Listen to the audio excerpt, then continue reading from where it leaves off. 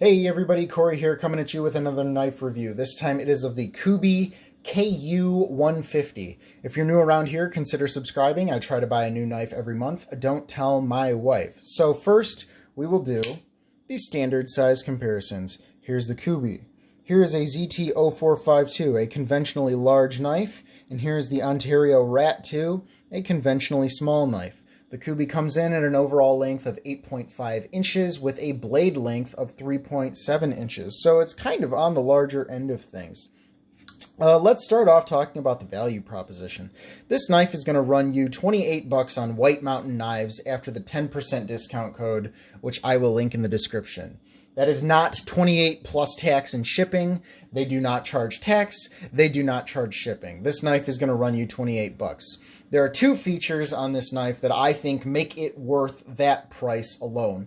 One is the blade steel, which is D2. The other are the ceramic ball bearings, which give it an absolutely awesome action. It is fast, it is snappy, it is very smooth, and with the flick of a wrist, it basically drops entirely shut. So those are the two good things that I will say stand out to me about this knife.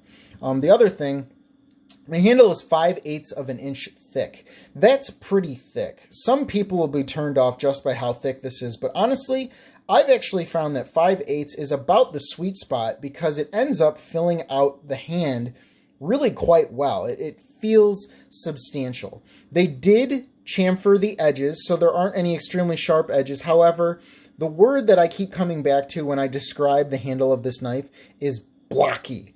They have so many big sharp lines, these sharp point, sharp point, sharp point. And you know, at 5/8 of an inch, you really feel those edges in your hand. It's not uncomfortable. Don't get me wrong. It's not the worst thing in the world. It's ergonomically shaped. But those edges on a knife this big are bound to dig into your hand if they're not contoured.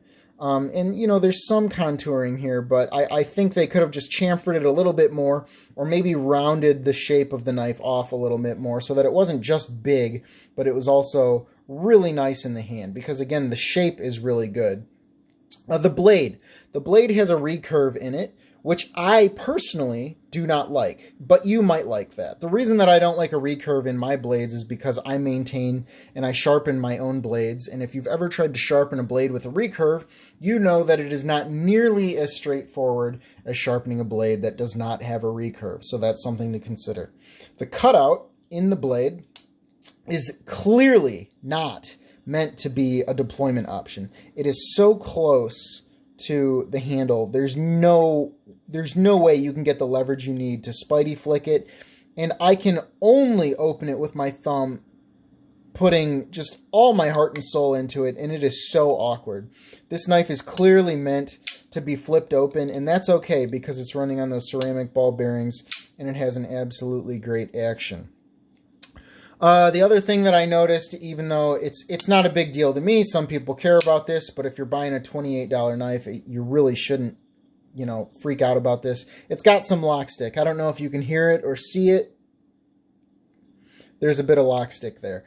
I really don't care. It doesn't bug me. It's just something that I noticed because this is actually the first knife that I have ever had that had lock stick. So that's just something to take note of. It does have jimping on the spine.